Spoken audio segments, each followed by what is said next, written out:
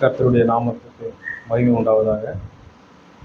யோவான் எழுதின சுவிசேஷம் 19ஆம் அதிகாரம் 28வது வசனம்.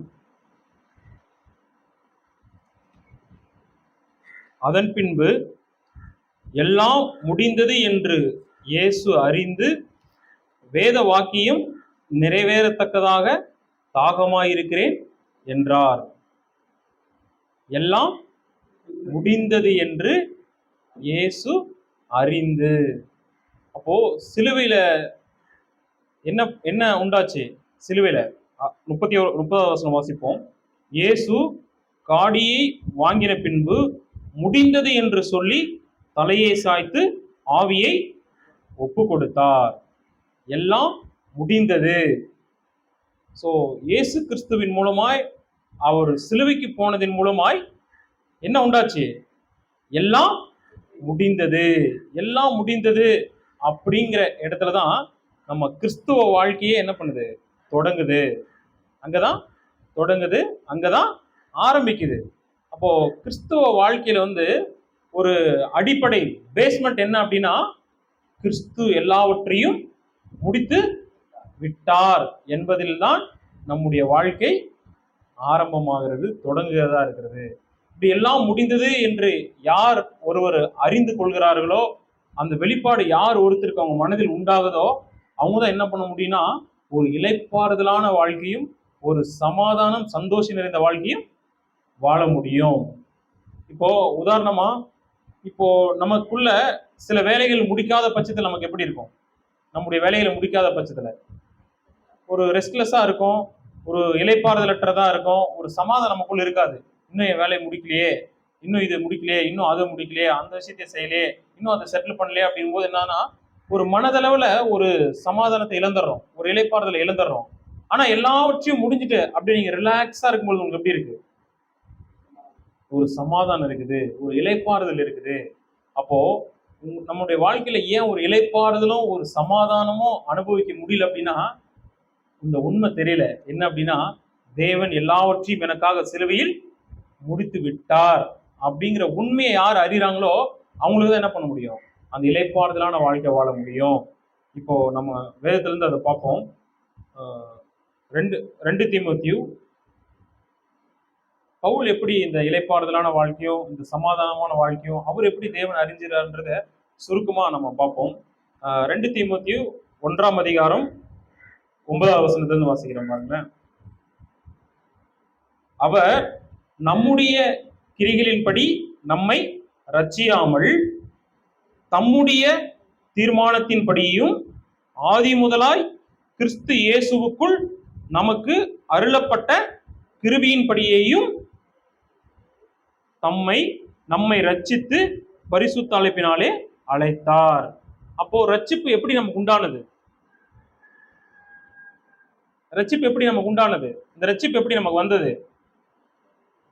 நம்மளுடைய கிரியின்படியா? நாம ஜெபித்ததனால பிதா அவருடைய குமாரனை அனுப்பி உங்களுக்கு ரட்சிப்பை உண்டு பண்ணி கொடுத்தாரா? நீங்க ஜெபம் பண்ணதுனால பிதா அவருடைய குமாரன் அனுப்புனாரா? இல்ல நான் ஜெபம் பண்ணதுனால குமாரன் அனுப்புனாரா பிதா?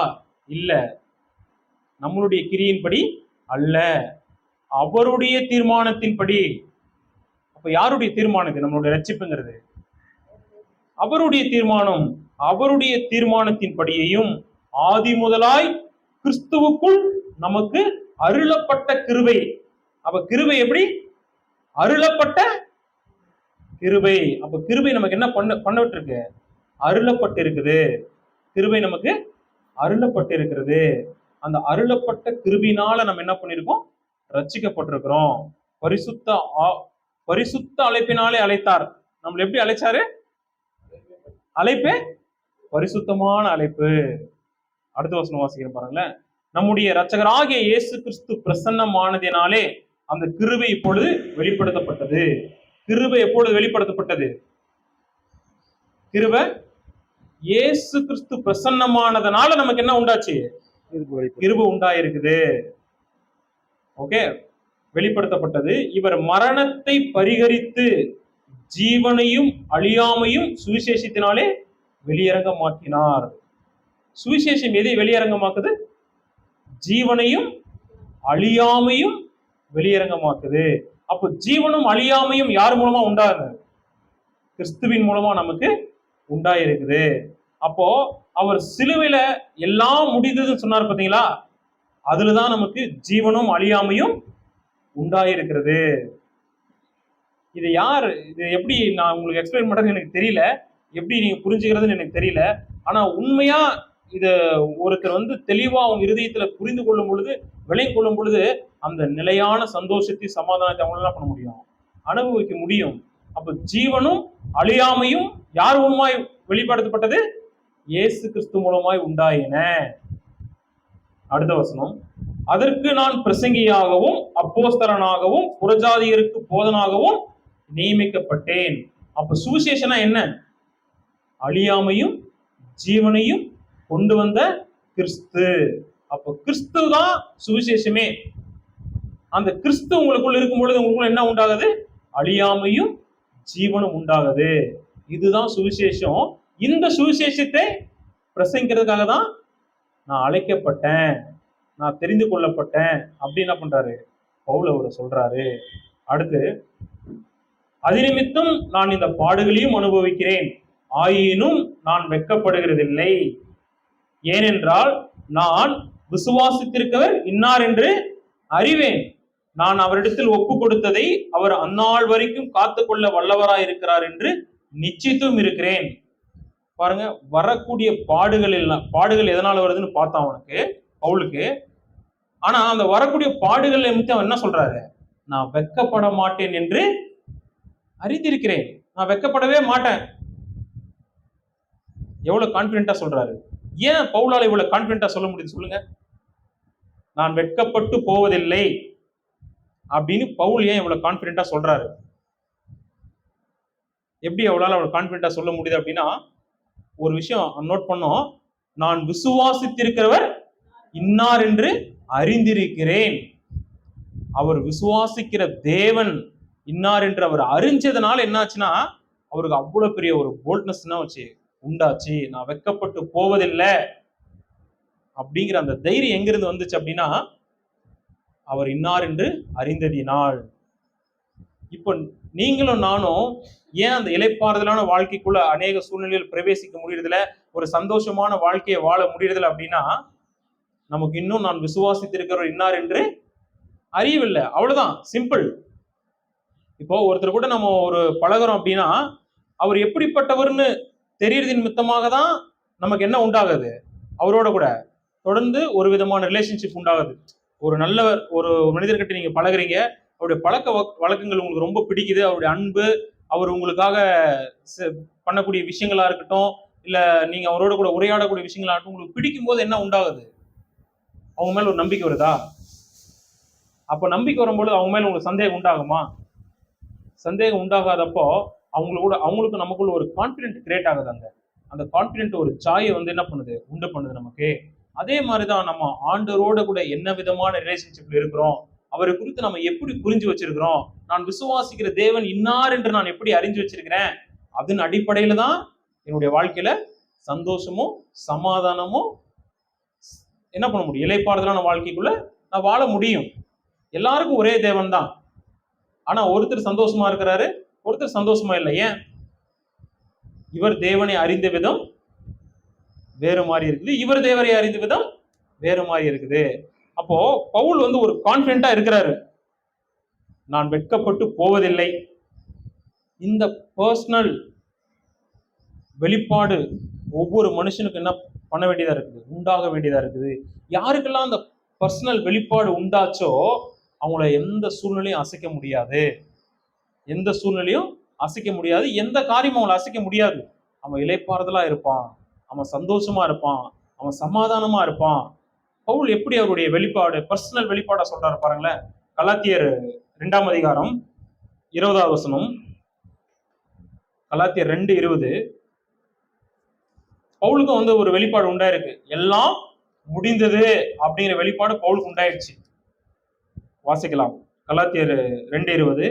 கிறிஸ்துவுடனே கூட சிலுவையில் அறையப்பட்டேன், ஆயினும் பிழைத்திருக்கிறேன், இனி நான் அல்ல கிறிஸ்துவே எனக்குள் பிழைத்திருக்கிறார், நான் இப்பொழுது மாம்சத்தில் பிழைத்திருக்கிறதோ என்னில் அன்பு கூர்ந்து, அங்க நம்மில் அன்பு கூர்ந்துன்னு போடல, என்னில் அன்பு கூர்ந்து எனக்காக, நமக்காக இல்ல, எனக்காக தம்மை தாமே ஒப்பு கொடுத்த தேவனுடைய குமாரனை பற்றும் விசுவாசத்தினாலே பிழைத்திருக்கிறேன்.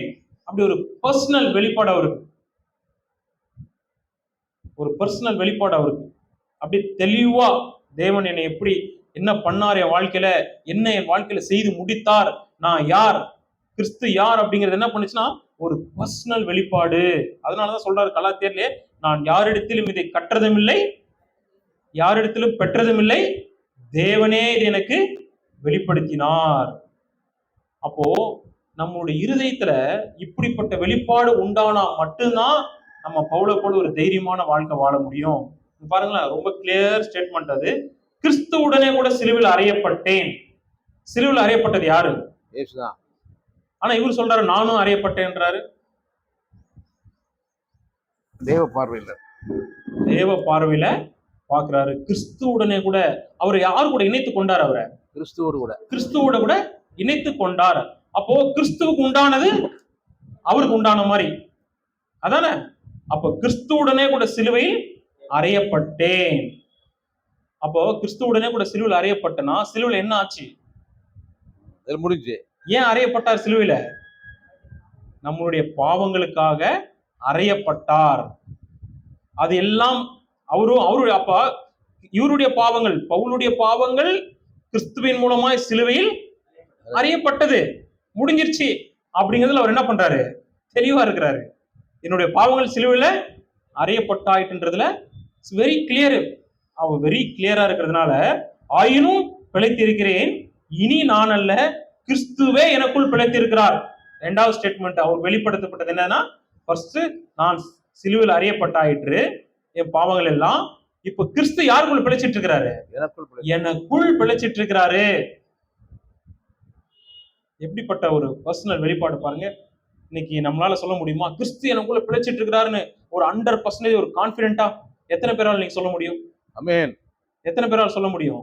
கிறிஸ்து எனக்குள் இருக்கிறார், எனக்குள் பிழைத்திருக்கிறார் அப்படிங்கிற யார் எத்தனை பேர் கான்பிடென்ட்டா தைரியமா ஒரு துளி சந்தேகம் இல்லாம 100% யாரால சொல்ல முடியும்? அல்லேலூயா. பவுல் சொல்றாரு, இந்த வெளிப்பாடு தான் நமக்கு தேவையா இருக்கு. கிறிஸ்து எனக்குள் பிழைத்திருக்கிறார், நான் இப்பொழுது மாம்சத்தில் பிழைத்திருக்கிறதோ, அவர் எனக்குள்ள பிழைச்சிருக்கிறதுனால இப்ப நான் என்னுடைய விருப்பத்தை நிறைவேற்றுறதா, என் மாம்சத்துக்கு ஏற்ற மாதிரி நான் வாழ்றதா இல்ல. என்னில் அன்பு கூர்ந்து எனக்காக தம்மை தாமே ஒப்பு கொடுத்த தேவனுடைய குமாரனை பற்றும் விசுவாசத்தினாலே பிழைத்திருக்கிறேன். இப்ப எதற்காக பிழைத்திருக்கிறார் பவுல்? அவரில் அன்பு கூர்ந்த தேவனுக்கென்று. அப்போ அவரில் தேவன் எவ்வளவு அன்பு கூர்ந்தாருன்றது அவருக்கு விளங்கிருச்சு. பாருங்க, இந்த வசனத்துல ரொம்ப ஆழமான கருத்து இருக்குது. என்ன அப்படின்னா, பவுல் தெரிஞ்சுக்கிறது என்னன்னா, நான் கிறிஸ்துவுடனே கூட சிலுவையில் அறையப்பட்டேன், நான் மறுபடியும் அவரோடு கூட உயிர் தெளிந்தேன், அந்த உயிர் தெளிந்த இயேசு இன்னைக்கு எனக்குள்ள வாழ்ந்து கொண்டிருக்கிறார். அவர் என்னில் அன்பு கூர்ந்து வாழ்ந்து கொண்டிருந்தார். என்னில் என்ன பண்ணார்? அவரு அன்பு கூர்ந்து தம்மை தாமே ஒப்பு கொடுத்தார். அதனால நான் இனி என் மாம்சத்தின்படி வாழ மாட்டேன், இனி நான் அவருக்காக வாழுவேன். அப்போ இன்னைக்கு ஏன் நம்மளுடைய மாம்சத்தின்படி நம்ம வாழ்றோம் அப்படின்னா என்ன காரணம்? அதுக்கு இந்த வெளிப்பாடு இல்ல. இந்த வெளிப்பாடு இல்ல. பாருங்க, அவருக்கு ஏதாவது ரூல் சொல்லப்பட்டதா? நீ உன் மாம்சத்துக்காக அதை பண்ணணும், இதை பண்ணணும், சுயத்துக்கு மறிக்கணும், அப்படி இப்படின்னு ஏகப்பட்ட ஏதாவது சொல்றாரா? ஏதாவது சொல்லப்பட்டிருக்கா? இல்ல. அவர் புரிஞ்சுக்கினாரு. அவர் புரிஞ்சுக்கினதுனால அவரே அந்த ஸ்டேட்மெண்ட்டை சொல்றாரு, நான் இனி மாம்சத்தில் பிழைக்கிறேன். அவரால் ஏன் சொல்ல முடிஞ்சுன்னா, கிறிஸ்துவுடனே கூட என் பாவங்கள் சிலுவையில் அறையப்பட்டாயிற்று, அதனால் என் பாவம் மன்னிக்கப்பட்டாயிற்று, அவர் உயிர் தெழுந்ததனால் நான் நீதிமானாக்கப்பட்டேன், இன்னைக்கு அவர் எனக்குள்ள வாழ்ந்து கொண்டிருக்கிறாரு. இப்படி என்னில் அன்பு கூர்ந்ததனால நான் இனி அவருக்காக என் வாழ்க்கையை வாழ போறேன்ற ஒரு கான்பிடென்ட் அவருக்கு உண்டாயிருக்கு. பாருங்களேன், இந்த கான்பிடென்ட் யாருக்கெல்லாம் உண்டாகுதோ அவங்களால மட்டும்தான் தேவனுக்கென்று முழுமையா வாழ முடியும். தேவனுடைய அன்பை புரிந்து கொண்டவர்கள் மட்டுமே வாழ முடியும். பாருங்க, எல்லாம் முடிந்தது என்பதில் பவுலுடைய வாழ்க்கை தொடங்குச்சு. அதனால என்ன பண்றாரு தெரியுமா? பிலிப்பியர்ல எழுதுறாரு என்ன, எல்லாரும் எப்பொழுதும் கர்த்தருக்குள் சந்தோஷமா இருங்கள். எப்படி சொல்ல முடியும் அவரால?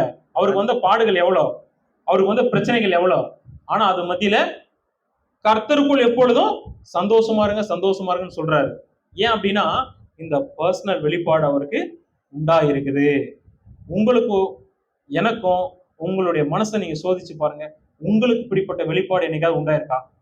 நான் கிறிஸ்துவுடனே கூட சிலுவையில் நான் அறையப்பட்டேன், என் பாவங்கள் எல்லாம் அதோட முடிஞ்சிருச்சு, நான் அவரோடு கூட எழுப்பப்பட்டிருக்கிறேன், இன்னைக்கு அவர் எனக்குள்ள வாழ்ந்துட்டு இருக்கிறாரு, அதனால எனக்கு ஜீவனும் அழியாமையும் உண்டாயிருக்குது அப்படின்னு 100% கான்பிடென்ட்டா யாரால சொல்ல முடியும்?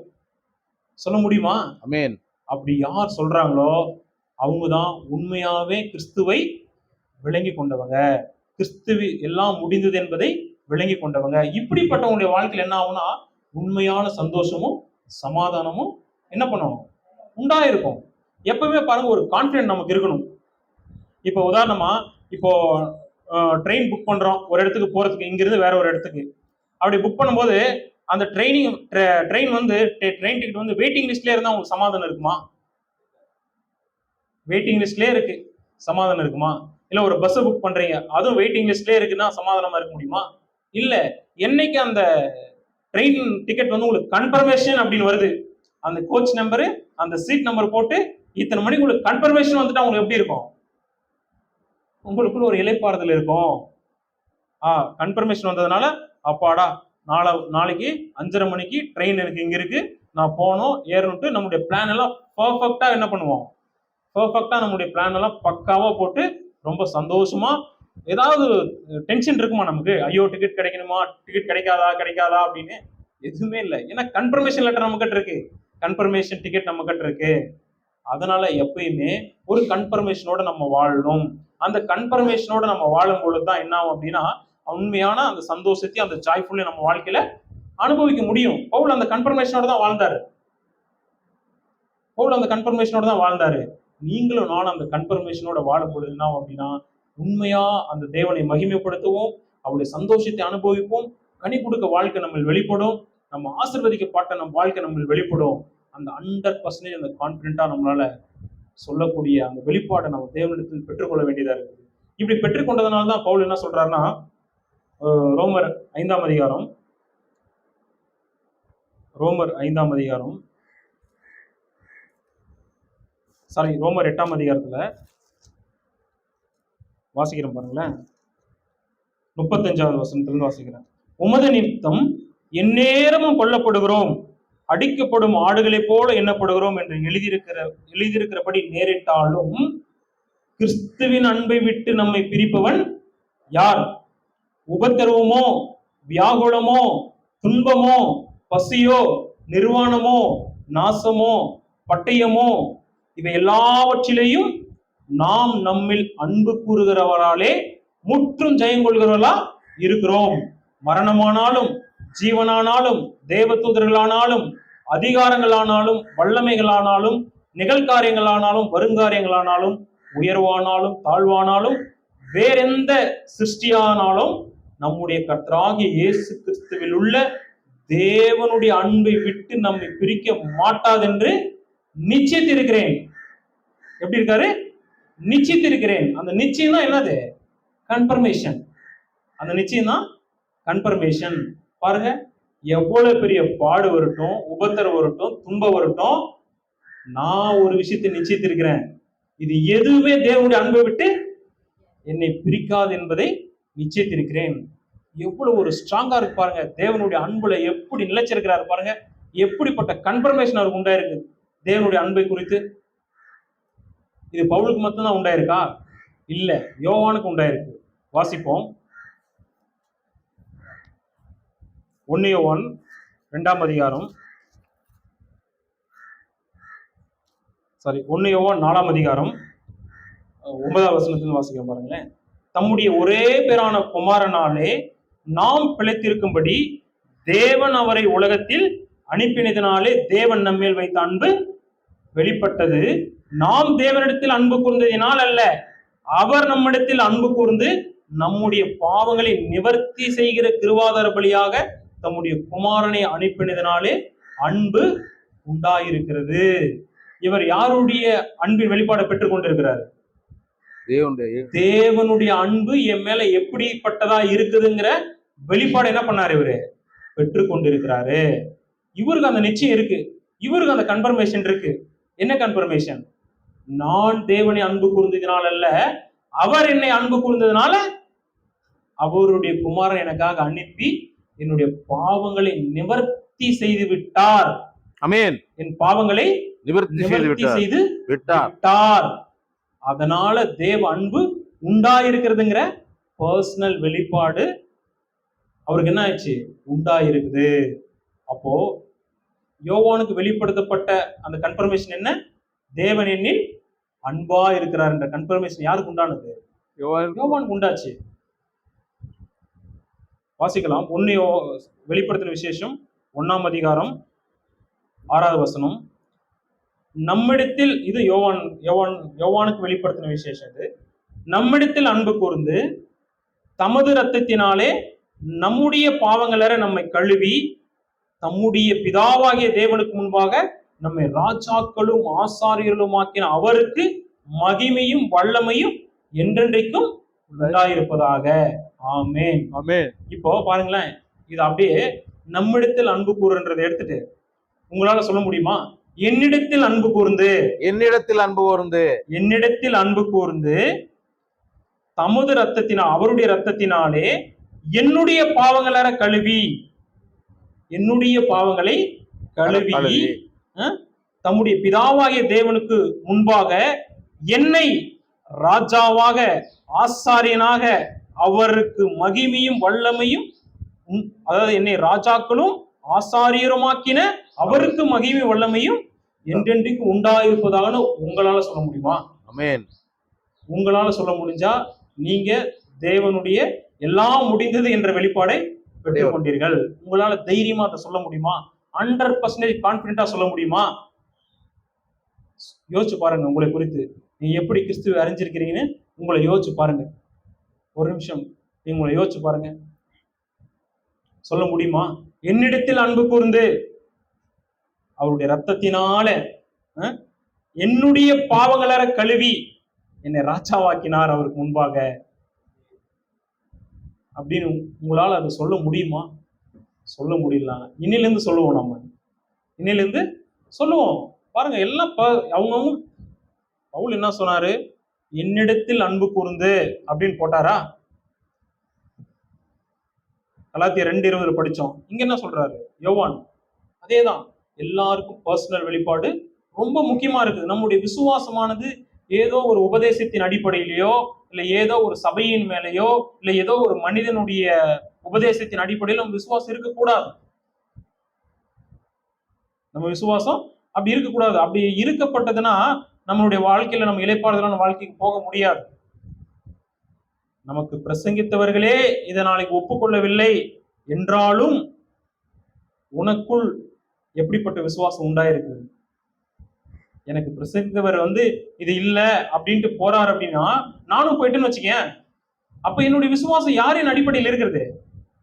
அவரின் அடிப்படையின் மேல் இருக்கு. ஆனா இங்க பவுல் அப்படி யாருக்கிட்ட சொல்லி போக முடியுமா? பவுல் அப்படி யாராச்சும் ஒருத்தர் காட்டி சொல்ல முடியுமா? எனக்கு பிரசங்கித்த இந்த சகோதரர் இப்படி போயிட்டாரு, அதனால நானும் அதுல போறேன்னு பவுல் சொல்ல முடியுமா? சொல்றதுக்கு வாய்ப்பே இல்லை. யோவான் அப்படி சொல்ல முடியுமா? சொல்றதுக்கு வாய்ப்பு இல்லை. ஏன்? ஏன்னா அவங்க தேவனிடத்திலிருந்து டைரக்டா அந்த வெளிப்பாடை பெற்றுக்கொண்டாங்க. அந்த வெளிப்பாடு அவங்களுக்கு பர்சனலா உண்டாயிருக்குது.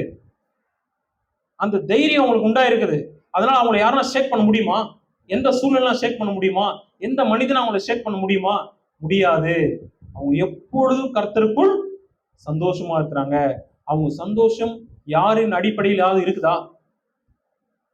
எந்த மனிதன் அடிப்படையிலாவது இருக்குதா? எந்த சபையின் அடிப்படையில இருக்கா? எந்த உபதேசத்தின் அடிப்படையிலாவது இருக்குதா? இல்ல. அவருடைய சந்தோஷம் யாரின் அடிப்படையில் இருக்குது?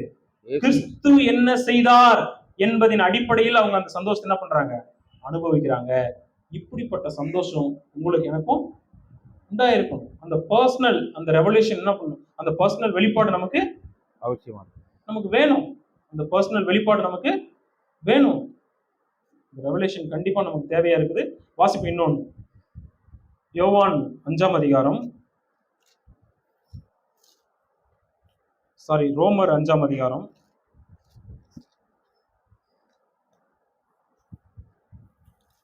8வது வசனம் வாசிக்கிறேன் பாருங்க. நாம் பாவிகளா இருக்கையில் கிறிஸ்து நமக்காக மரித்ததினாலே தேவன் நம்மேல் வைத்த தமது அன்பை விளங்க பண்ணினார். இப்போ தேவன் உங்க மேல என் மேல அன்பா இருக்கிறாரா அப்படிங்கிறதுல நமக்கு என்னைக்குமே சந்தேகமே வர கூடாது. அதுக்கான ப்ரூஃப் எங்க இருக்கு? இப்போ ட்ரெயின்ல டிராவல் பண்ணும்போது கன்ஃபர்மேஷன் டிக்கெட் உங்ககிட்ட இருக்கு, கரெக்டுங்களா? இப்போ டிடிஆர் வந்து கேட்கிறாரு, நீ எந்த சீட் நம்பர்னு. அப்ப நீங்க என்ன சொல்லுவீங்க? நான் இந்த சீட் நம்பர் தான் சொல்றீங்க. அவர் இல்ல நீ வேற சீட் நம்பர்னா நீங்க என்ன பண்ணுவீங்க? உடனே அந்த ப்ரூஃப் எடுத்து காட்டுவீங்க. அப்போ ப்ரூஃப் எவ்வளவு இம்பார்ட்டன்ட், அந்த ப்ரூஃப் எவ்வளவு இம்பார்ட்டன்ட். அப்போ தேவன் என்னை நேசிக்கிறாரா அப்படின்னு அவர் என்ன பண்ணிட்டாரு? சிலுவையில ப்ரூவ் பண்ணிட்டாரு. அப்போ இனி உங்களை வந்து யாரா சாத்தான் வந்து தேவன் உன்னை நேசிக்கலன்னு சொல்லும் போது உங்களுக்கு ப்ரூஃப் எங்க இருக்கு? சிலுவையில் இருக்கு. எவ்வளவு தெளிவா இருக்குங்க. நான் பாவியா இருக்கையில், இங்க வந்து நாம் இருக்கு. இப்போ நீங்க சொல்லணும், நான் சொல்லணும், நான் பாவியா இருக்கையில் கிறிஸ்து எனக்காக மரித்ததினாலே தேவன் என் மேல் வைத்த அன்பை விளங்க பண்ணினார். இந்த கான்பிடென்ட் இருக்கணும் எப்பயுமே, இந்த கன்ஃபர்மேஷன் இருக்கணும் எப்பயுமே நமக்கு. அப்போ எந்த சூழ்நிலை நம்மள என்ன பண்ண முடியாது, அசைக்கவே முடியாது. ப்ரூஃப் இருக்கு. நீங்க ட்ரெயின்ல டிராவல் பண்றீங்கன்னா அதுக்கான டிக்கெட் ப்ரூஃப் இருக்கு.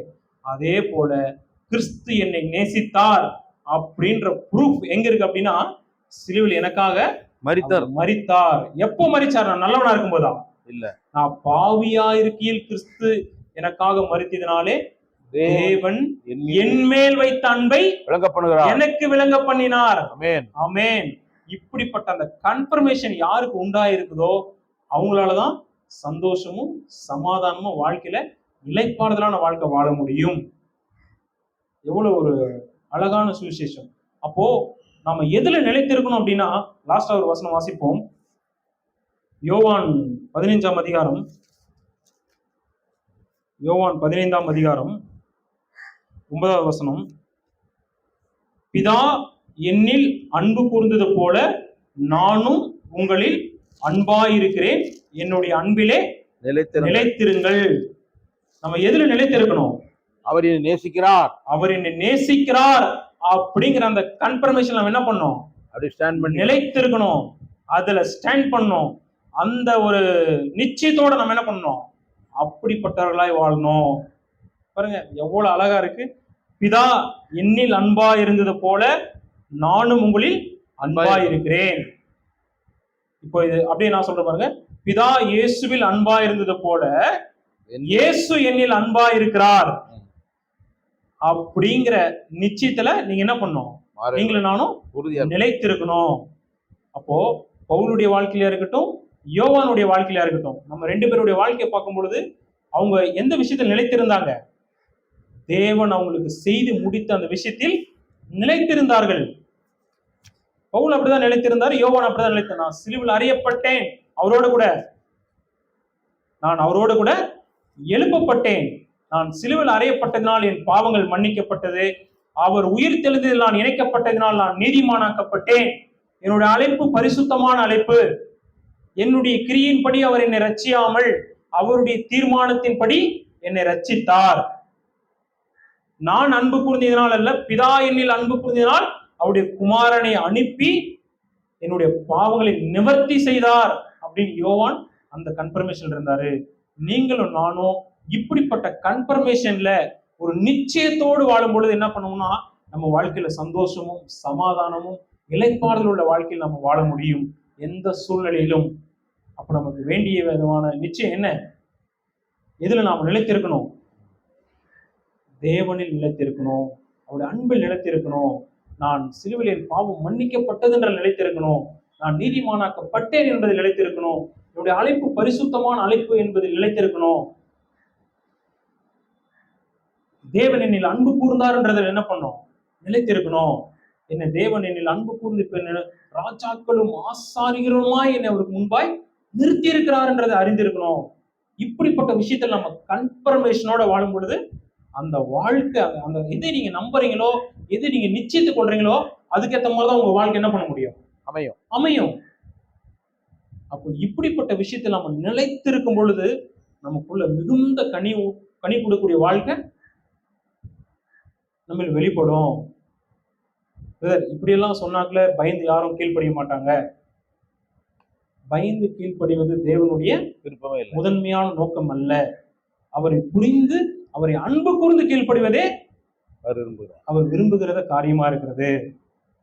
அப்போ அவருடைய அன்பை நாம் உணர்ந்து கொள்வோம், அவருடைய அன்பில் நினைத்திருப்போம், அன்பின் மித்தம் அவருக்கு நாம் அவரோடு கூட இணைந்து அவரோடு கூட அந்த சேவையை நாம் தொடருவோம். கர்த்தர் நம் யாவருக்கும் கிருபை செய்வாராக. ஆமென்.